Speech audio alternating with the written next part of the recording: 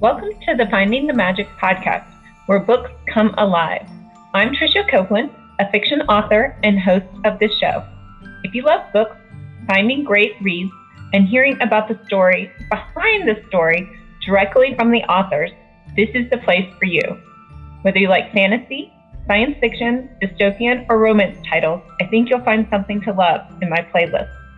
Listen in to discover something magical about a book or two today.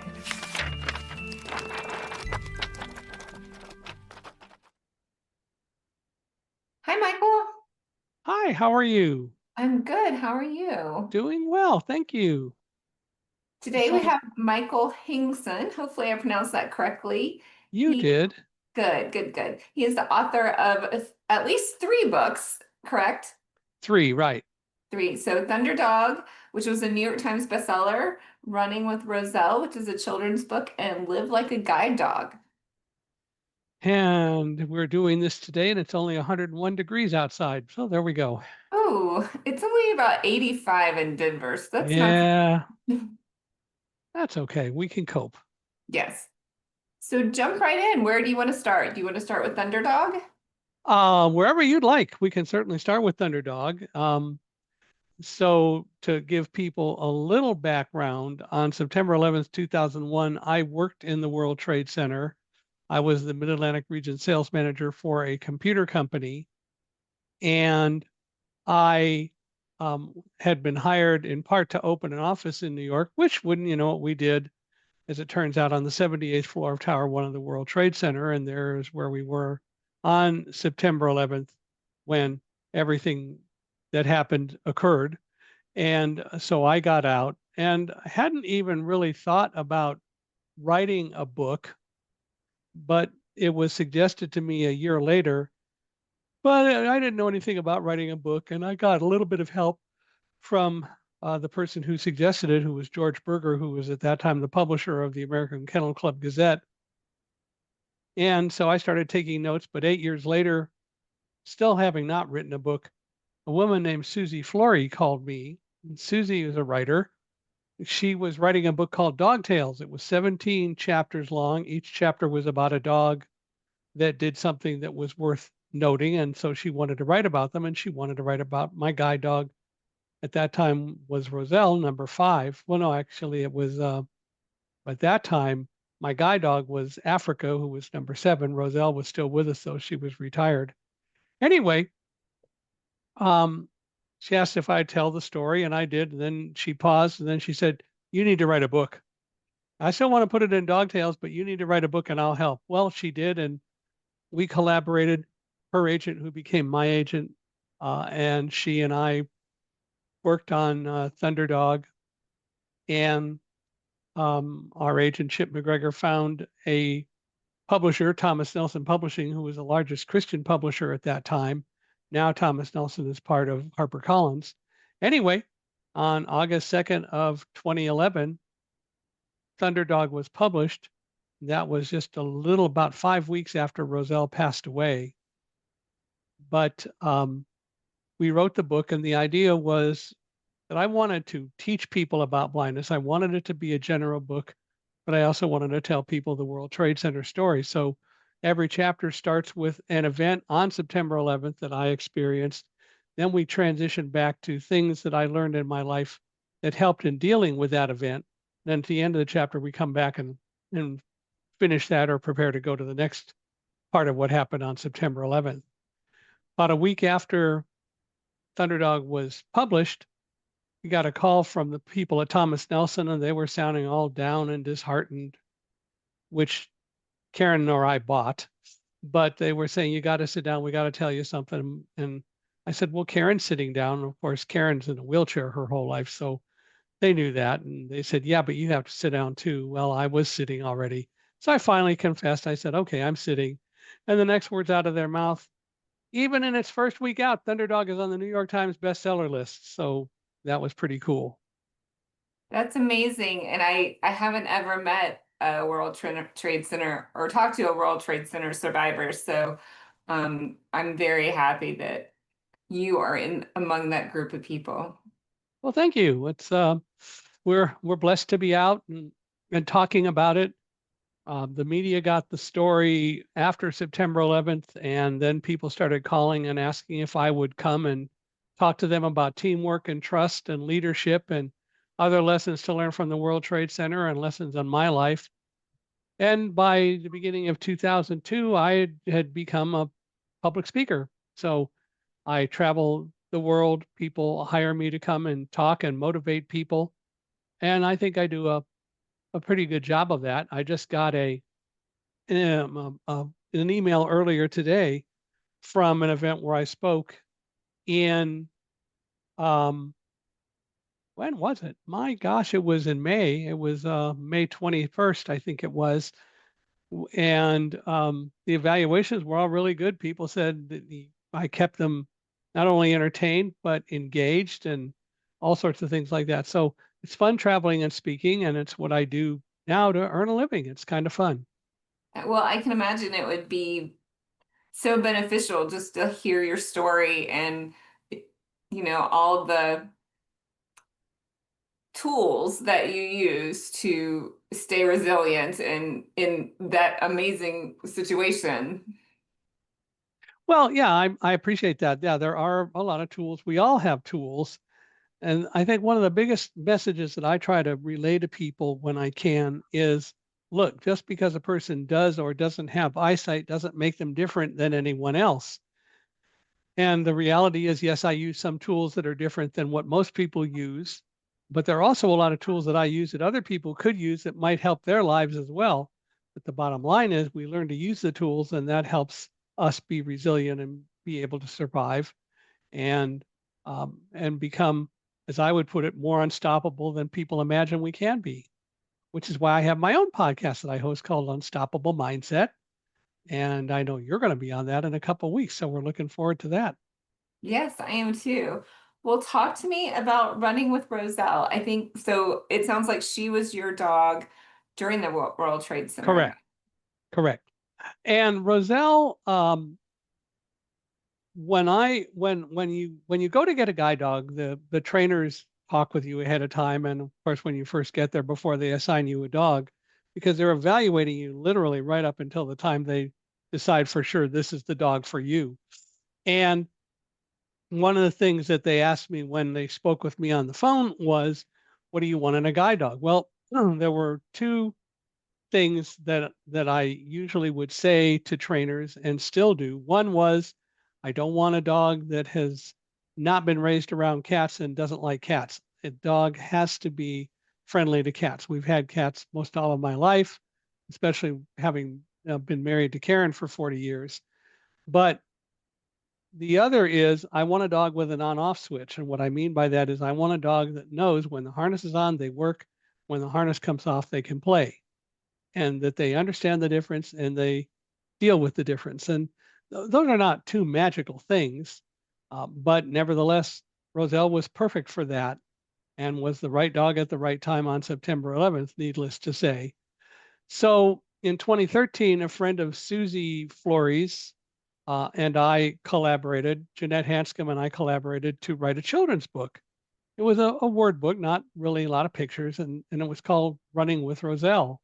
The idea behind it was to talk about how I grew up and lessons I learned growing up, being a blind boy and all that, and moving into life. And also Roselle growing up and how we eventually met and began working together. We don't spend a lot of time on the World Trade Center. It's really about teaching people about me and what I know and learn, and Roselle, what she knows and learns, and how we created a team. And that's what you do with a guide dog. It's all about being a team. Everyone always says, well, Roselle led you out of the World Trade Center. Balderdash, Roselle did not lead me out of the World Trade Center. I really wish people would stop saying that, because that really implies I'm just a passive follower on, and that's just not true at all. If I taught Roselle how to get out one way, or any guide dog how to get out one way from the World Trade Center, what if that way were blocked? The dogs don't necessarily know all of that, and I don't want the dog to be the decision maker. That's not the dog's job. The dog is a guide dog. That is to say, they guide. What they do is they make sure that we walk safely. It's my job to know where to go and how to get there.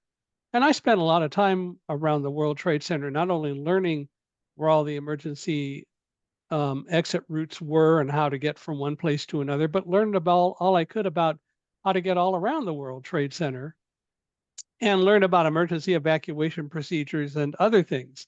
And those are things that I felt I needed to know because I was the leader of an office and I wasn't about to rely, no offense to people with eyesight, but I wasn't about to rely on sighted people who might, but probably don't think about all the emergency issues and so on. So they rely on being able to read signs that say the emergency exits this way, which work until you're in a smoke filled room when they don't work.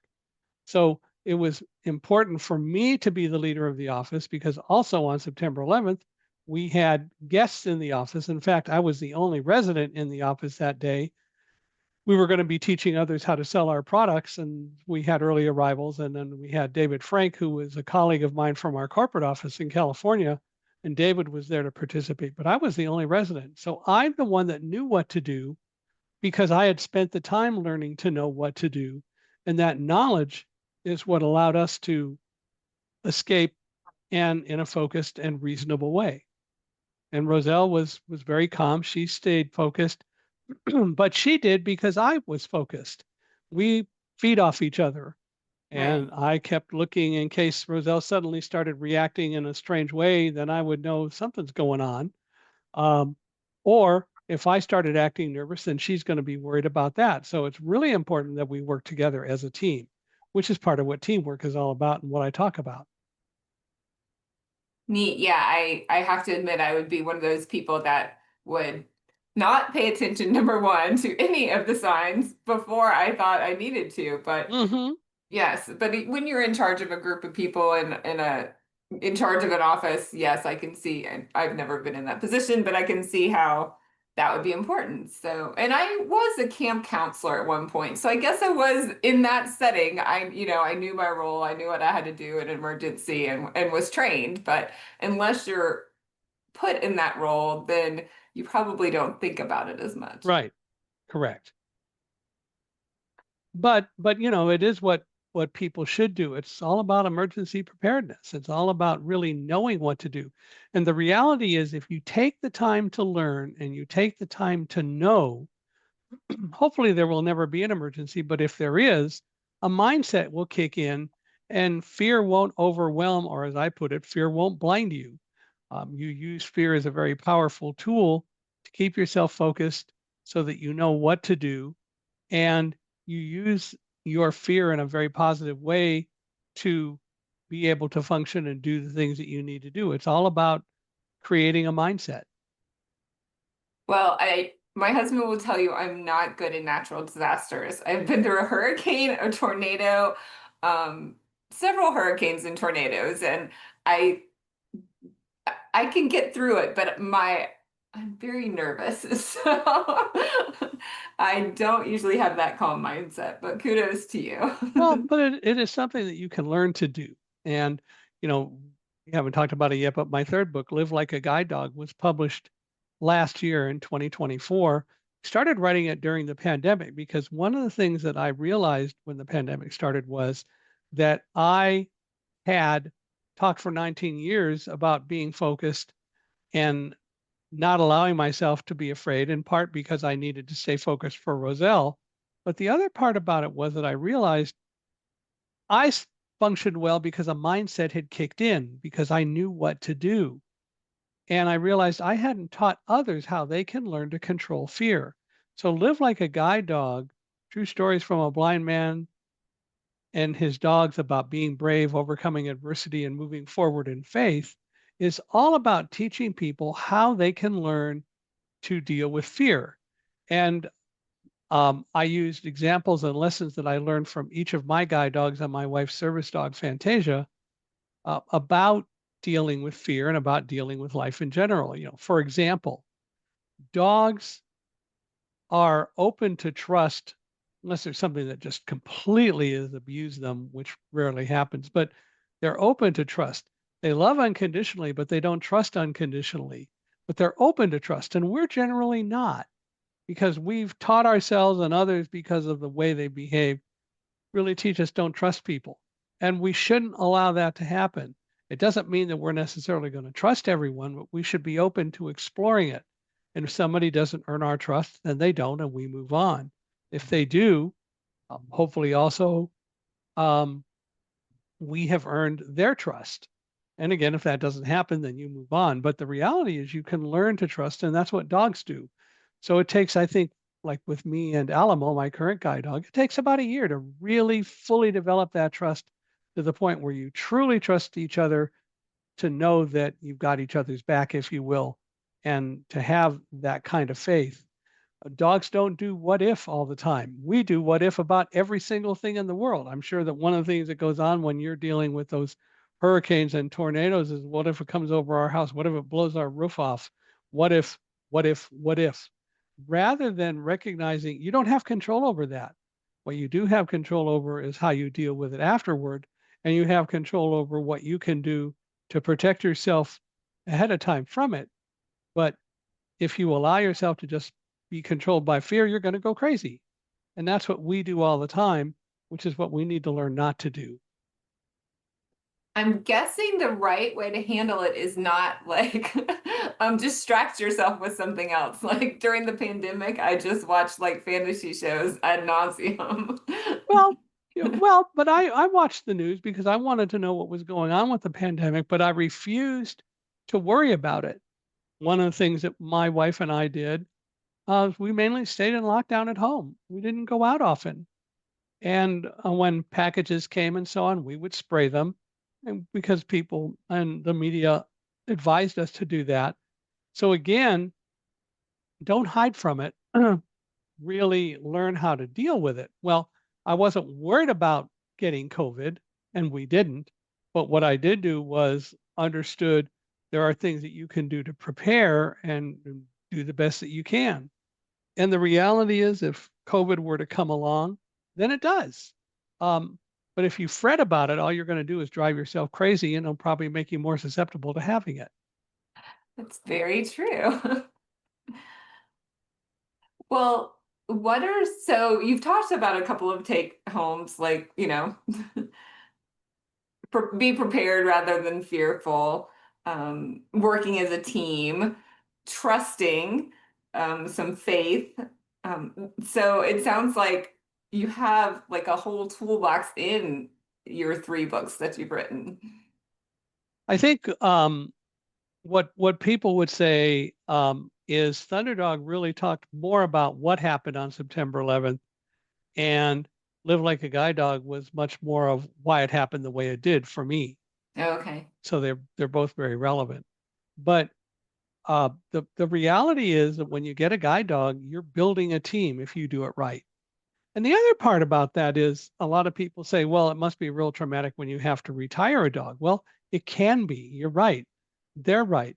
But by the same token, I realized a long time ago that when a guide dog has to retire, that happens when the dog isn't able to do the things that it normally would. It doesn't see as well. Maybe it walks more slowly, and other kinds of things happen.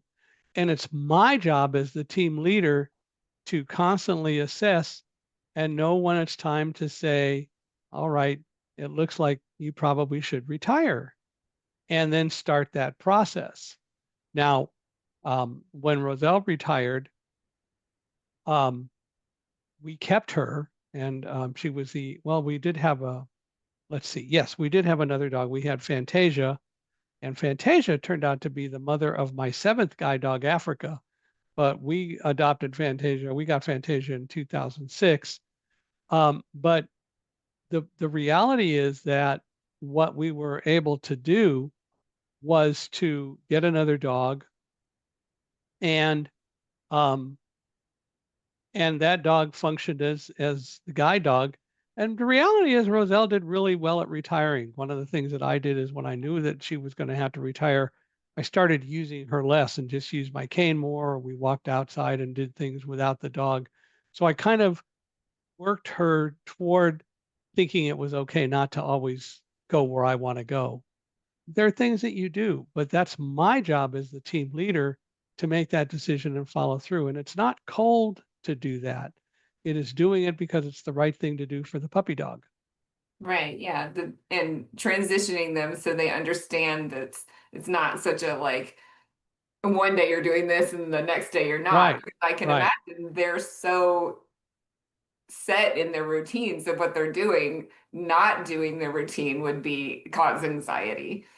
Well, it does. It's more of an issue of that when the dog retires, if you do it right, they really feel very comfortable at home. Now, my fourth guide dog, Linny, and Roselle created a game. Linny had to retire pretty suddenly because she had an illness and she was able to recover from it, but she couldn't guide anymore. And she and Roselle created this game somehow between them that when I got the harness put on Roselle, Linny would try to sneak in and be the first one to get into the harness. And it was a game. She was very fine when I figured out that I didn't have the right dog and Roselle was sitting there wagging her tail. But but the fact is that it is all about preparation. That also prepares you as the team leader for the time when it doesn't work to have a particular dog function anymore. Now, like I said, with Alamo, well, let me go back. Guiding is very stressful for these dogs. They take it extremely seriously, which is why Linny had to retire. And eventually Roselle did because Roselle contracted a disease called immune mediated thrombocytopenia, IMT, which is a disease where the platelets are attacked by the immune system. Blood platelets are attacked by the immune system. And eventually, although she was able to work for a while with immune suppressants and so on, her kidney value started going out of the normal range. And so she had to retire. But even so, she had some time to transition, whereas Linny didn't. But it is my job to really control that process. And I did. With Alamo, Alamo's got years to go. He's 9. Actually, he's over 9 and a third now. And he's going to work for years and years yet because he doesn't deal with stress. He doesn't get stressed. And I also work really hard never to show stress. I want him to be as confident as he possibly can for as long as he can. He's going to do it for a while. That's exciting. That sounds good. Well, it's been such a pleasure learning about you and your books and your guide dogs. Tell everyone where we can find you, how we can connect. Well, I'd love to meet anyone. You can find my books wherever books are sold. They're all on Audible. They're all available in Amazon and wherever books are sold. Your bookstore can order them for you. The only thing I would ask is if people read the book, I hope, or any and all of the books, I hope that they will go to Amazon, for example, and Reddit, but Amazon's probably the biggest one. Go there and review them because, as any author will tell you, having reviews, especially good reviews of books, is extremely important because it tells other people that somebody's read the book and liked it. So please go review the books, whether it's Live Like a Guide Dog, Thunder Dog, or Running with Roselle. For me, I have a website, michaelhingson.com. That's www.michaelhingson.com. They can go there and learn about me and learn a lot, see some videos and so on. And if they go to michaelhingson.com/podcast, that's podcast singular, they can learn all about Unstoppable Mindset, the podcast that I host. And they can find that wherever podcasts are available. So they don't have to go to to michaelhingson.com/podcast, but they can go there and they can find out and see the episodes there. But they're available wherever podcasts are made available. They're on Spotify and all those places, so they can get to them without a lot of difficulty. The other thing, as I mentioned, is that I am a public speaker, a keynote speaker, and I travel and talk about everything from faith to leadership and trust and teamwork. And I even have a breakout session that I often give called Moving from Diversity to Inclusion. And the reason for that title is that if you talk to the typical diversity people, they'll never talk about disabilities. And they say, oh, disability doesn't really fall into diversity. Well, of course it does. So Unstoppable Minds. So I have this speech called Moving from Diversity to Inclusion, because you can't be inclusive if you don't include disabilities. You can't say, well, we're partially inclusive. No, you're not. You either are inclusive or you're not. There's no middle ground. And so Moving from Diversity to Inclusion talks about that. But also the podcast is entitled Unstoppable Mindset, where inclusion, diversity, and the unexpected meet. And the reason for that is that, as I said, inclusion comes first, diversity comes second. But most of the podcast is not about inclusion or diversity. It's conversations with people who want to talk about whatever they want to talk about. Like I just a little while ago spoke to a woman who, as a child, had trauma that led to post-traumatic stress syndrome, and she and she had to deal with all of that, and eventually did. But we went through her story, so that's why I would call everything except inclusion and diversity as the unexpected, which is most aspects of the podcast. And I'm always looking for guests, and so people can email me and would love to talk with them about being a guest. And if they do want to find someone to be a speaker, they can email me as well. Best place to email me is speaker@michaelhingson.com. So again, that's SPEAKER at MICHAELHINGSON.com. And I will always answer emails. So hopefully people will email and come on the podcast, and they'll find speaking engagements. And we appreciate that a lot because, of course, we need to keep Alamo in kibbles. So we have to keep finding speaking engagements so that Alamo gets his kibbles every day. Yes, definitely. Yeah, very important. And also your wife and Fantasia too. So we'll count them in that. Well, unfortunately, Karen passed away in 2022 in November. We were married 40 years.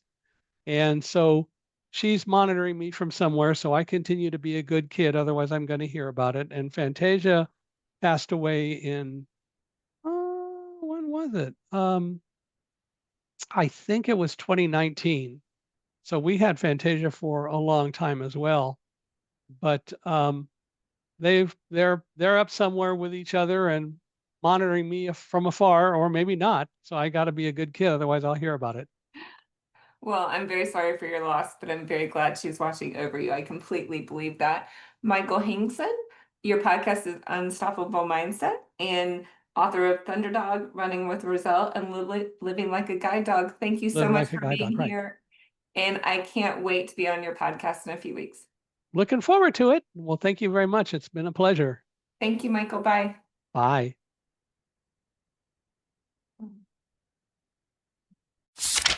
I hope you enjoyed this episode of the Finding the Magic podcast. I'm your host, author and podcaster Tricia Copeland, and I love getting behind the scenes. If you like the podcast, make sure to subscribe and stop in each week to discover new authors and books. Thanks for listening, and until next time, keep finding the magic.